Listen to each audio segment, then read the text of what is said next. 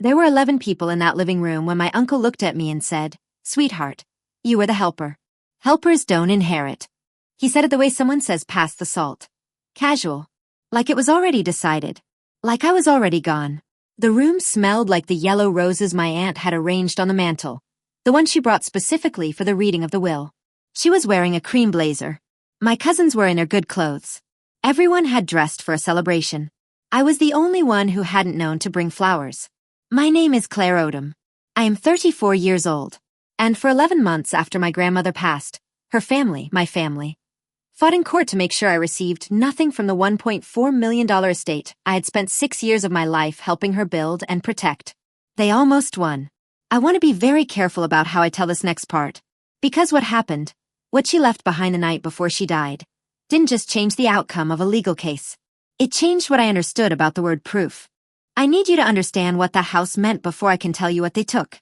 My grandmother's name was Dorothy Odom. Everyone called her Dot. She was 79 years old when she passed, and she had lived in the same white craftsman house on Sycamore Mill Road in Clarksville, Tennessee for 51 years. The porch boards creaked in the same two spots they had always creaked. The kitchen always smelled like coffee and the cedar drawer liners she ordered from a catalog every spring. In the afternoons, when the sun came through the back windows, the whole house turned a particular shade of gold that I have never seen anywhere else. That house was the center of everything. Every Thanksgiving, every Easter, every summer birthday that got combined because there were too many of us to celebrate separately. Dot sat at the head of the table in a ladder-back chair that no one else ever sat in. She wore the same pearl earrings to every family dinner. She laughed with her whole body, both hands flat on the table. She was the kind of woman who remembered exactly how you took your coffee and exactly what you had told her 6 months ago that was still bothering you. Let me tell you about the family she left behind. My Uncle Richard was her oldest. 61 years old. Semi-retired from a commercial real estate business that had done well in the 90s and coasted ever since.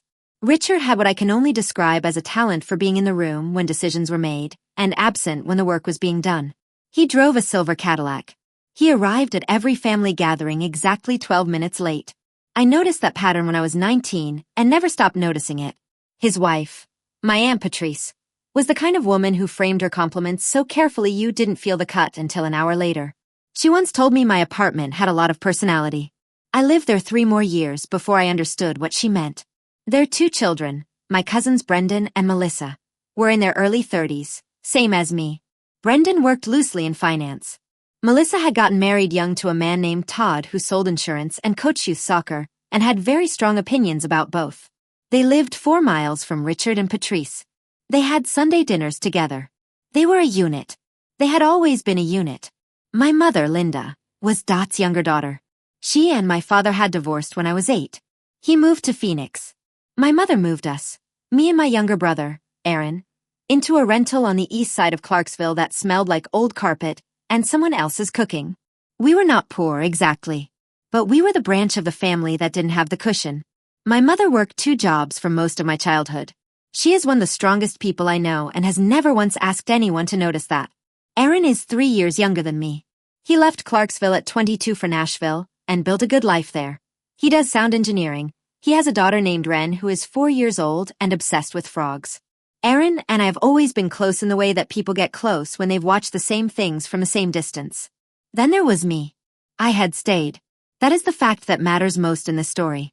I had stayed in Clarksville when everyone else had either never left or had left on their own terms. I stayed because 6 years ago, in March, Dot called me on a Tuesday evening and told me she had gotten confused at the pharmacy. She said it like it was nothing. Like it was slightly embarrassing. She had gone to pick up her blood pressure medication and had stood at the counter for 10 minutes unable to remember her own date of birth. I drove over that night. I stayed for dinner. I did not go home. Not really. Not for 6 years. I want to be precise about what those 6 years looked like, because precision is the only thing standing between the truth and the story Richard spent 11 months trying to tell instead. I managed her medications, 7 of them, with different refill schedules and interaction warnings I had memorized. I drove her to 43 medical appointments, which I know because I kept a calendar and I still have it. I sat with her through 2 hospitalizations. I handled the paperwork when her homeowner's insurance tried to drop her after the pipe burst in the basement. I managed the contractor who repaired it. I organized her finances when she told me she couldn't remember which bills she had paid that month. I helped her update her will in January of the year she died. Not because I asked to, but because she asked me to sit with her while she met with her attorney, a man named Gerald Fitch, because she said she didn't want to be alone for that conversation. I had a full-time job through all of this. I worked in medical billing, remotely, from her kitchen table most mornings. The kitchen table with the crack along the left edge that she'd had since 1987 and refused to replace because her late husband Earl had bought it at an estate sale, and she said it had good bones. Richard visited on holidays. Patrice sent flowers on Dot's birthday. Always yellow roses, always from the same florist, always signed with a printed card. Brendan and Melissa came at Christmas. They took photos at Christmas. The photos looked beautiful. Here is the thing about Richard that I watched for 6 years and never said out loud to anyone except my mother. Every time he visited, every single time, he would walk through the house slowly, the way someone walks through a property they are considering purchasing. He would open the door to the back bedroom and look inside for just a moment. He would run his hand along the fireplace mantel. He never asked how she was sleeping. He never asked about her medications or her appointments. But he always, before he left, asked if she had spoken to Gerald Fitch recently. He never once asked about her. He asked about her attorney. I noticed the first time. I filed it somewhere quiet inside myself. And I left it there for years. The first time it happened in front of other people, we were at Dot's kitchen table. It was a Sunday in September, 2 years before she passed. Aaron was visiting from Nashville. My mother was there. Richard and Patrice had stopped by unannounced, which they did occasionally, always with a bakery box and always when something was on Richard's mind. Dot had been having a harder month. Her memory had started doing something new. Not forgetting exactly, but losing the thread mid-sentence, reaching for a word, and finding a different one in its place. Her doctor had adjusted one of her medications, and we were watching to see if it helped. I had made soup. The windows were fogged from the pot on the stove. Aaron was telling a story about his daughter Ren, and everyone was laughing, and for about 40 minutes it felt like a normal Sunday. Then Richard asked if she had thought any more about the financial advisor he had recommended. Dot looked at me. It was a small thing. A reflex. But everyone at that table saw it. Richard saw it too. He set down his coffee cup and said, "Claire, I think it's wonderful how much time you spend here. I really do. I just want to make sure Mom has access to other perspectives. Professional perspectives. You know what I mean." I said, "Her financial advisor's name is Warren Tibbs. She's worked with him for 11 years. I can give you his number if you'd like to call him." Richard smiled. "I just think it's good for her to have options." I could have said more. I had more to say. I sat on every word of it. Instead, I refilled Dot's coffee and asked Aaron how Ren's frog collection was coming along. But something had shifted in that kitchen. I felt it the way you feel a change in air pressure before a storm. Nothing looks different. You just know. That was the first scene. It would not be the last. The second happened 4 months later, in January, at Richard and Patrice's house for what Patrice called a family check-in dinner. She had used that phrase in the invitation text. Family check-in. I remember reading it and feeling the particular chill of words that sound warm but aren't. Their dining room smelled like a candle, something with vanilla and cedar, and the table had been set formally, which Patrice only did when she wanted people to feel slightly off balance. The good china. The cloth napkins folded into triangles. 14 people seated, including Dot, including my mother, including Todd, who spent the first 20 minutes explaining a refinancing strategy to no one in particular. Dot was having a good night. She was sharp, engaged, laughing at the right moments. I watched her the way I always watched her in group settings now, quietly, from across the table. About halfway through the main course, Patrice turned to Dot and said, in a voice pitched carefully for the whole table to hear, "Mom, we've just been thinking.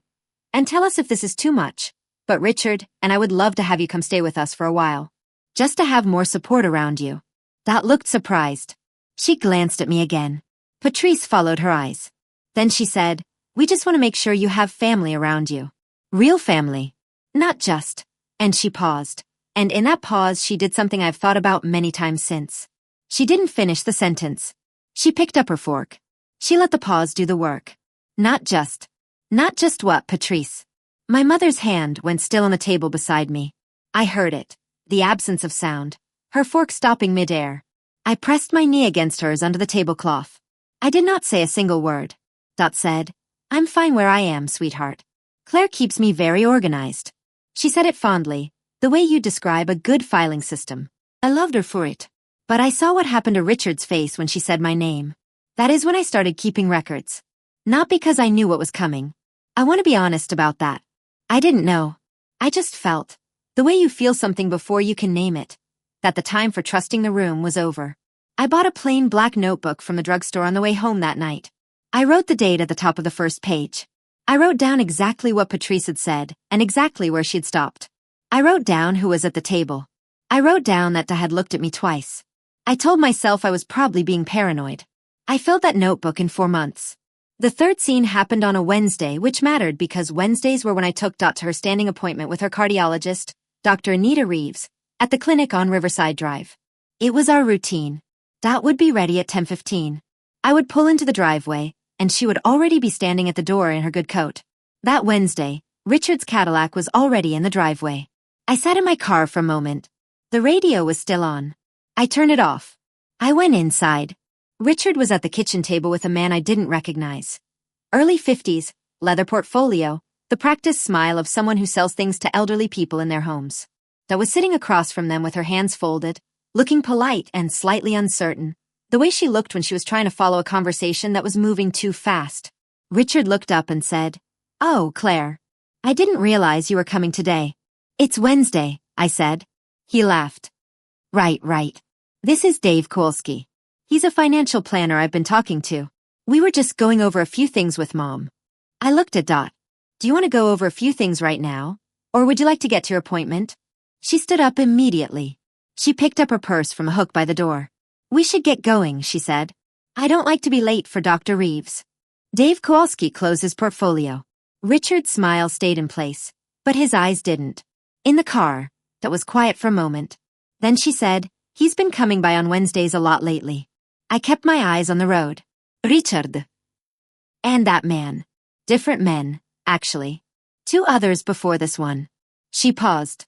"I don't always remember to tell you." My hands were steady on the wheel. Inside I was very, very still. "That's okay," I said. "You can always tell me whenever you remember." She patted my hand on the gear shift. "I know," she said. "I know I can." I could have called Richard from the parking lot of that clinic. I had my phone in my hand. I had things to say that were true and necessary, and completely justified. I put the phone in my bag. I walked inside with Dot. I held her insurance card at the front desk while she signed in. I sat beside her in the waiting room where the chairs were upholstered in a rough blue fabric that caught on everything, and I listened to her tell me about a dream she'd had about Earl. The 4th scene is the one I don't tell easily. It was 6 weeks before Dot passed. She had been declining faster, not in a single dramatic moment, but in the quiet accumulative way that caregivers recognize and dread. Some mornings she knew exactly who I was and why I was there. Some mornings she called me by her sister Margaret's name, and Margaret had been gone for 20 years. I had taken a week off work. I was sleeping in the back bedroom. I had set up a baby monitor so I could hear her at night. Richard called a family meeting. His words, family meeting. He sent a group text to everyone except me, then sent a separate text to my mother, who forwarded it to me. They gathered on a Saturday afternoon. 12 people in Dot's living room while she napped in the back bedroom. Richard stood near the fireplace. He had printed documents. He passed them around. He said, "I think we all agree that the current arrangement isn't sustainable. Claire has been wonderful." He paused on that word. Wonderful. But Mom needs a higher level of professional care. And we need to talk about what that looks like financially. My mother said, "Claire is managing everything fine." Richard said, "Linda, I love you, but Claire is not a professional caregiver. She's not trained for this. And there are decisions being made about Mom's finances and her estate that the whole family should have input on." My mother started to respond. I put my hand on her arm. Richard looked at me. "Claire, I think you've done a great job. I really do. But you have to understand how this looks from the outside. You've essentially moved in here. You have access to all her accounts. You're the one talking to her attorney. It looks," he stopped, "adjusted. Some of the family has concerns." The room was very quiet. I looked at him for a long moment. Then I said, "What specifically would you like to know about her accounts?" He hadn't expected that. I watched him recalibrate. "This isn't an accusation," he said. "I know it isn't," I said. "So ask me what you want to know." He didn't ask anything. He shuffled the papers in his hand and said they should probably table it for now and talk to Gerald Fitch as a group. I sat in that room for another 40 minutes. I listened to all of it. Afterward, I went to the back bedroom and sat on the edge of Dot's bed while she slept. The room smelled like her lavender lotion and the specific dry warmth of the electric blanket she kept on even in summer. Her breathing was slow and even. I had the notebook in my bag. I had 6 months of records. I had every document, every appointment log, every receipt. I didn't take any of it out. I just sat there in the quiet with her. And somewhere in the next 5 minutes I made a decision I never announced to anyone. When the time came, I was going to be ready. She passed on a Thursday. It was early morning, just before 5, and the light outside was the particular gray that happens in that hour before anything has decided to begin. I had been sleeping in the back bedroom for 11 days straight by then. The monitor on the nightstand had woken me twice in the night. Both times nothing, just the sound for shifting. The third time I woke up on my own. I knew before I reached her door. I stood in the hallway for a moment. The house was completely silent except for the refrigerator hum from the kitchen, and somewhere outside, a single bird, early and confused about the hour. I went in.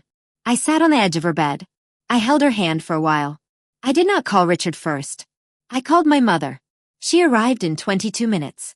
She came through the back door the way she always did, and she didn't say anything when she found me. She just sat down on the other side of the bed, and we stayed like that together for a long time. The hospice nurse came. Then the others. Then the morning arrived whether we wanted it to or not. Richard called at 8 a.m. I let my mother answer. I went to the kitchen. I filled a glass of water. I stood at the window where the backyard was just starting to catch the light. The rose bush I'd planted along the fence in 1991 was still there, bare now, just the canes waiting. I did not drink the water. I had one thing I needed to do before the day got any louder. I went back to the bedroom. Not Dot's bedroom. The back bedroom where I had been sleeping. I opened my laptop. I opened the folder I had been building for 4 months. Appointment logs, financial records, scan documents, the notebook typed up page by page on the nights when the house was quiet. I added the date. I wrote 4 sentences describing the morning. Then I closed the laptop. I had not yet listened to the voice memo. I didn't know about it yet. That part comes later. That is the part that changes everything. For now there was just the morning. The bird outside. The water I didn't drink. The rose canes in the yard. Bare and patient. Waiting for a season that was already coming whether anyone was ready or not. I washed the glass. I dried it. I put it back in a cabinet where it belonged. And I went back out to help my mother greet the people who were already starting to arrive. 3 days after Dot passed, Gerald Fitch called me. I was sitting in my car outside the grocery store. I hadn't gone in yet. I had been sitting in the parking lot for 11 minutes because the idea of walking through those automatic doors and picking up a basket and choosing between things felt completely beyond me. My phone buzzed. Gerald Fitch, attorney. I had saved his number 2 years ago. I answered. He said, "Claire, I'm sorry for your loss. I know how much you meant to Dorothy. I'm calling because there's something I need you to know before the family meeting next week." He paused.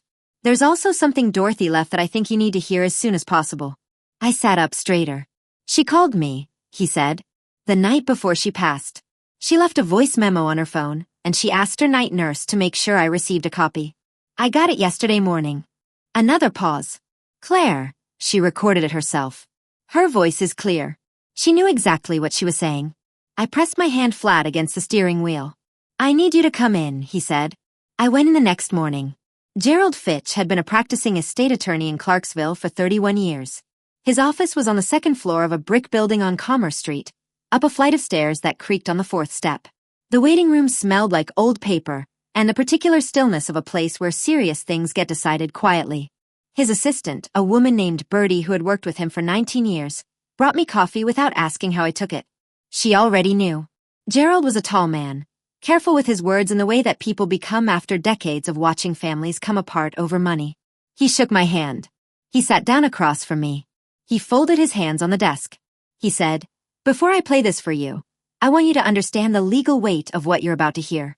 A voice memo is not a will, but it is admissible as evidence of intent. And in combination with the documents Dorothy signed in January, the ones you sat with her for, it creates something very difficult to argue against." I said, "Play it." He turned his laptop toward me. Her voice came through the speaker, and I was not prepared for it. I had told myself I was prepared. I was not. She sounded tired. It was late when she recorded it. Gerald told me later it was 11:47 p.m., 5 hours before she passed. But she was clear. Every word was clear. She said, "This is Dorothy Jean Odom. It is Wednesday night and I want to say some things while I'm thinking straight. I want anyone who needs to hear this to hear it. Claire has been with me every day for 6 years. She managed my medications and my money and my appointments, and she never once asked me for anything. Richard has been asking me to change my will for 2 years. I have not changed it. I do not want to change it. What I signed in January with Gerald is what I want. Claire knows what she did for me. I know what she did for me. I just want there to be a record of me saying it out loud, in my own voice, while I still can." A pause. Then, "Tell Claire I said the rose bush needs cutting back in April. She'll know what that means." The recording ended. I sat in that office and I looked to the surface of Gerald's desk. There was a pen holder shaped like a scales of justice. There was a yellow legal pad with 3 lines of notes at the top. There was a ring of coffee from a mug that had been set down and moved. I did not cry. I want to be accurate about that. I had used up crying in the parking lot of the grocery store, and in the back bedroom at 3 in the morning, and in my car outside my mother's house. What I felt in that office was something quieter than crying. Something that didn't have a name. Gerald said, "I've already had the recording authenticated. I've had it transcribed. I've filed it with the court as a supporting document to the January will." I said, "When did Richard contest it?" Gerald looked at me steadily. 4 days ago." I nodded. I had expected this. I had been expecting this since the Saturday afternoon in Dot's living room, when Richard shuffled his papers and said, "This isn't an accusation." "What do we do?" I said. Gerald opened a folder. "We build the case Dorothy already started building for you. Here is what that folder contained. The January will, properly witnessed and notarized, leaving the Sycamore Mill Road property, and $1.4 million in combined assets to be divided with the primary share designated to me, with specific amounts to my mother and to Aaron, and smaller amounts to Richard's family." Gerald had drafted it. That had read every line. She had asked 3 questions. He had written down all 3 questions and her satisfaction with the answers in his own notes, dated and signed. The voice memo, authenticated by a forensic audio specialist Gerald had already contacted, a woman named Dr. Patricia Osei at Vanderbilt, who had confirmed the recording showed no signs of editing or manipulation and was consistent with the vocal patterns of a woman in her late 70s speaking without duress. My records. When Gerald asked if I had documentation of my caregiving role, I opened my bag and I put 6 items on his desk. The appointment log, 43 medical visits, dates and times and physician names. The medication management calendar, every refill, every dosage change, every interaction flag I had called the pharmacy about. Bank statements showing the household account I had managed. Every transaction logged, not $1 unaccounted for. The black notebook, typed and printed, 114 pages. A folder of emails between me and Dr. Reeves, between me and the insurance company, between me and the contractor who fixed the basement pipe. And one more thing. Gerald said, "What's this?" Dot asked me to start keeping a secondary record. I said, "About 18 months ago." She said she wanted documentation that her decisions were her own. She dictated some of it herself. He opened it. He read the first page. Then he looked up at me over his glasses. "Claire," he said, "did Richard know she was doing this?" "No," I said. He nodded slowly. He set the folder down with the particular care of a man handling something that has just become very important. "All right," he said. "Here is what happens next." I had one moment, sitting in that office, when I almost said stop. Gerald was mid-sentence, outlining the counterfiling, and something in me went very quiet and very tired, and I thought about how much easier it would be to let Richard have it. To walk away. To not spend the next year of my life in a legal process over a woman who was already gone. I thought about that for exactly 4 seconds. Then I thought about Dot standing at that pharmacy counter, unable to remember her own birthday. I thought about her voice on that recording, tired and clear, saying Claire knows what she did for me. I thought about Richard's hand on the fireplace mantel. "Keep going," I said. Gerald kept going. The hearing was scheduled for a Tuesday in November, 14 months after Dot passed. Richard had hired an attorney named Coulter. First name basis with half the judges in Montgomery County, Gerald told me. The kind of lawyer you hire when you want the room to feel like it's already been decided. He had filed on 3 grounds. Undue influence, lack of testamentary capacity, and what his filing described as inappropriate financial involvement by a non-family caregiver. That last phrase. Non-family caregiver. I read it 3 times when Gerald showed me the filing. I folded the paper. Set it down. Picked it back up. I had been called a lot of things in that house over 6 years. That one landed differently. Gerald had filed our counter-motion in September. He had submitted the authenticated voice memo, the January will, my documentation, and a 14-page affidavit from Dr. Anita Reeves outlining Dot's cognitive state at each of the 43 appointments I had attended with her. Dr. Reeves had written, in clinical language that left no room for interpretation, that Dorothy Odom had demonstrated consistent decision-making capacity at every appointment through January of the year she passed, and that her choices regarding her care and her estate were, in Dr. Reeves' professional opinion, entirely her own. Coulter filed a motion to have the voice memo excluded. The judge denied it. I want to slow down here. I want to give you every second of the Tuesday in November, because this is the part one have replayed more times than I can count. Not out of satisfaction, though there was satisfaction, but because of how quiet it was. How undramatic. How completely unlike what I had imagined for 14 months. The courtroom was smaller than I expected. Wood paneling. Fluorescent lights that hummed at a frequency just below conscious hearing. The smell of old carpet and industrial cleaning solution and the particular staleness of a room where the windows don't open. Gerald and I sat at the left table. Richard and Coulter sat at the right. Patrice was in the gallery behind Richard, wearing a gray suit. Brendan was beside her. Melissa had not come. My mother sat behind me. Aaron had driven up from Nashville. He was in the seat directly at my back, and before we went in he'd put his hand on my shoulder and said absolutely nothing, which was exactly right. Richard did not look at me when we entered. He looked at the front of the room, at the judge's bench, at Coulter's leather portfolio. He had the particular stillness of a man who has been told by his attorney to perform confidence. The judge's name was the Honorable Sandra Whitmore. She had been on the bench for 19 years. She came in without ceremony, sat down, reviewed something in front of her for a moment. The room went still. Coulter opened. He was good. I will give him that. He was measured and precise, and he built his argument the way you build something designed to look inevitable.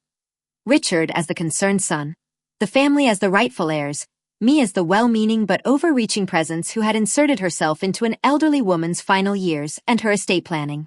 He used the phrase undue influence 4 times in his opening. He used the word isolation twice. He did not play the voice memo. Gerald opened quietly. He said, "Your Honor, Dorothy Odom was 79 years old. Not incapacitated. She was a woman who knew her own mind for 79 years, and knew it still on the night she passed. We will show you her words, her documents, her physician's testimony, and her own recorded voice. We ask only that the court hear what she actually said." Judge Whitmore looked at him over her glasses. "I've read the memo, Mr. Fitch." Gerald said, "Then you know, Your Honor." She didn't respond to that. But something in her expression shifted by approximately 1 degree, and I felt it from across the room. Dr. Reeves testified first. She was composed, specific, unshakable. Coulter cross-examined her for 22 minutes. He tried 4 different angles to suggest that Dot's cognitive decline had compromised her judgment in the final year. Dr. Reeves answered each one with the same measured precision. She said, "In my clinical assessment, Mrs. Odom's capacity to make informed decisions about her estate was intact at her final appointment with me in January. I have no medical basis to suggest otherwise." Coulter tried once more. "But you would agree that cognitive decline is progressive?" Dr. Reeves said, "I would agree that Mrs. Odom was one of the most clear-eyed patients I have seen in 23 years of practice." Then Gerald called me. I had rehearsed this. We had gone over it 4 times in his office. Bertie sitting in the corner taking notes. Gerald asking questions in the same neutral tone he would use in court. I knew what to say and how to say it, and I had promised myself I would not look at Richard while I said it. I kept that promise for most of it. Gerald walked me through 6 years in 40 minutes. The appointments. The medications. The financial records. The notebook. The secondary documentation Dot had dictated herself. For each item he submitted it into evidence and asked me to identify it, and I identified every single one clearly, and without hesitation because I had lived every single one. Then he asked me one final question. He said, "Claire, in 6 years of caring for your grandmother, did she ever express to you, in her own words, what she wanted for her estate?" I said, "Yes. Many times." He said, "In your own words, what did she tell you?" I said, "She told me she wanted the people who showed up to be taken care of. She said showing up was the only currency she had ever trusted." The room was quiet. Gerald said, "No further questions." Coulter stood for cross-examination. He was careful. He asked about my access to her accounts. I gave him dates, amounts, every transaction. He asked whether I had ever encouraged her to alter her will. I said no. He asked whether I had been present for her meetings with Gerald Fitch. I said yes, at her request, and that Gerald could confirm she had asked me to be there. He paused, recalibrated. Then he said, "Isn't it possible that your presence at those meetings, your daily presence in her home, your management of her finances, isn't it possible that influenced her decisions without you even realizing it?" I looked at him. I said, "It's possible that 6 years of showing up every single day influenced her." Yes. A sound moved through the gallery behind me. Not loud. Just a shift, a breath, the particular sound of a room recalibrating. Coulter sat down. Judge Whitmore called a recess. 40 minutos. I sat in the hallway on a wooden bench with Gerald on one side and my mother on the other. Aaron brought 3 coffees from the machine down the hall. The coffee was terrible. I drank the whole cup. When we went back in, Judge Whitmore settled herself, reviewed her notes for a long moment, and then looked up. She said, "I've considered the testimony, the submitted documentation, and the authenticated recording of Dorothy Odom's own voice." She paused. "I find no credible evidence of undue influence. I find substantial evidence of consistent testamentary capacity. And I find that Dorothy Odom expressed her wishes clearly, repeatedly, and in multiple formats." Another pause. "The January will stands. The estate will be distributed as written." Richard's physical reaction took exactly 1 sentence to describe. He put both hands flat on the table in front of him, looked down at them, and did not move for a very long time. I did not look at him after that. I had one thing I needed to do. I turned around. My mother was already standing. Her eyes were wet.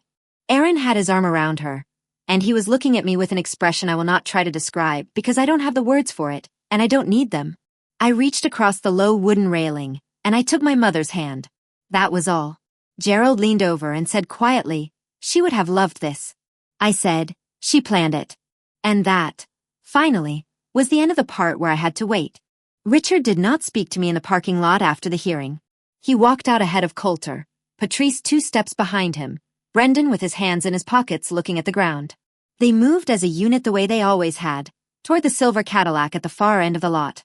Richard unlocked it from 15 feet away. The lights flashed once. He got in without turning around. That was the last time I saw him for 4 months. Patrice sent an email 11 days after the ruling.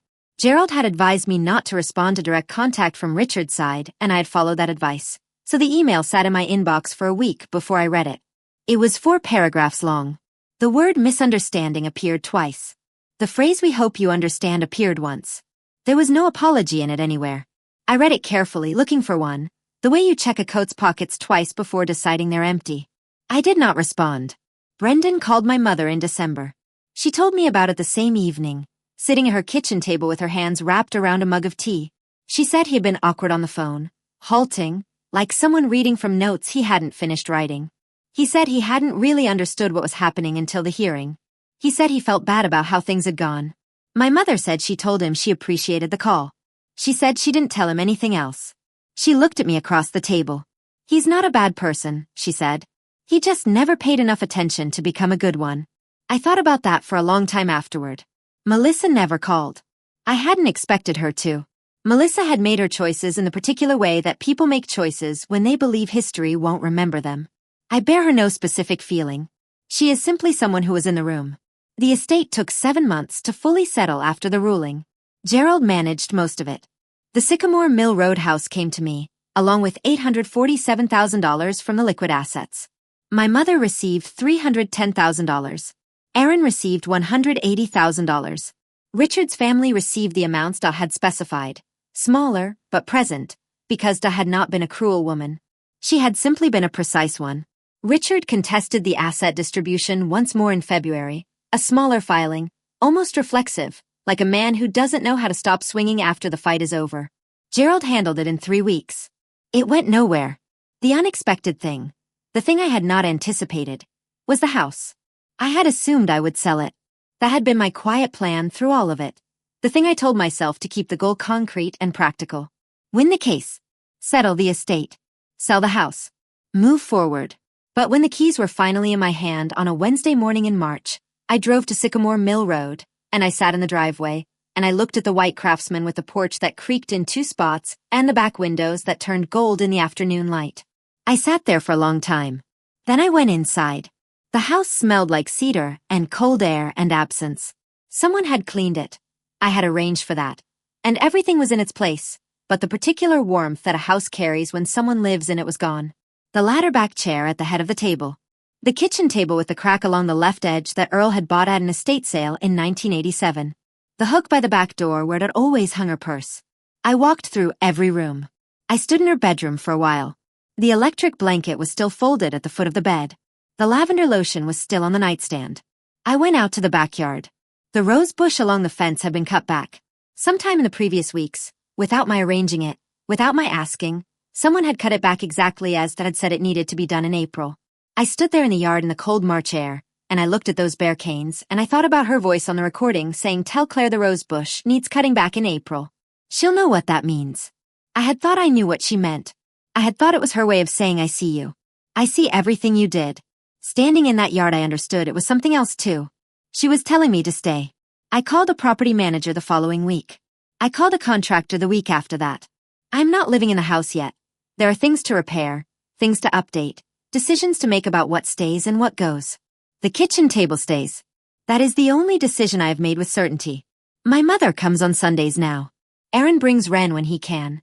And Ren runs through the rooms the way 4-year-olds run through spaces that feel large and full of possibility. Last month she found the crack in the kitchen table and ran her finger along it and asked me what happened there. I told her a man named Earl bought it at an estate sale because he said it had good bones. She thought about that. Then she said, "What are bones?" I laughed for the first time in a long time. Real laughing, the whole body kind, the kind it used to do with both hands flat on the table. It sounded, in that kitchen, like something returning. I still drive past the old pharmacy sometimes. The one on the corner of Riverside and Main where it stood at the counter that Tuesday evening 9 years ago and couldn't remember her own birthday. I don't go in. I just drive past it the way you drive past a place that changed the direction of your life without announcing itself. It's a different pharmacy now. Different sign, different name. But the building is the same. I think about her standing there. 68 cents in change on the counter. Her insurance card in her hand. The pharmacist waiting with the particular patience of someone who has seen this before. And Dot, who had known her own mind for 79 years, reaching for something simple and finding only white space where it should have been. She called me that same night. She said it like it was slightly embarrassing. Like she was apologizing for something small. I did not know then that the call was the beginning of 6 years. I did not know it was the beginning of a legal case or a family fracture or a voice memo recorded at 11:47 at night by a tired woman who wanted the record to be clear. I just knew she needed someone and I was the one she called. That is still the part one returned to most. Not the courtroom. Not Richard's hands flat on the table.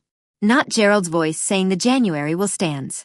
I returned to that Tuesday phone call. The ordinary Tuesday when nothing had happened yet, and everything was about to. I am 34 years old. I live 20 minutes from Sycamore Mill Road. I go to the house on Sundays and sometimes on Wednesday mornings, because Wednesdays are still the day that feels like hers.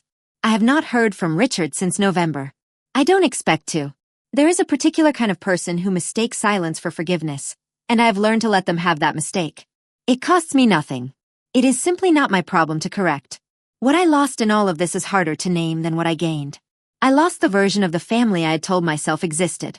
The one where the Sunday dinners meant what they looked like they meant. Where the good china and the yellow roses and the bakery boxes were gestures of love rather than performances of it. I had known for years that version wasn't real. But knowing a thing and grieving it are two different actions, and I had not let myself grieve it until it was fully gone. I grieved it. It took a while. I am on the other side of it now. What I gained is simpler and harder to say without it sounding like something it isn't. I gained the knowledge that she knew. That in the middle of everything declining, in the middle of her own mind becoming unreliable in small and then larger ways, she had found one clear night and used it to make sure I would be okay.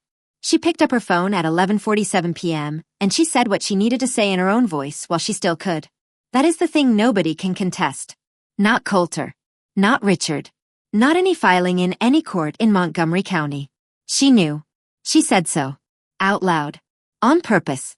The rose bush bloomed in May. Pink, the same pink it had always been.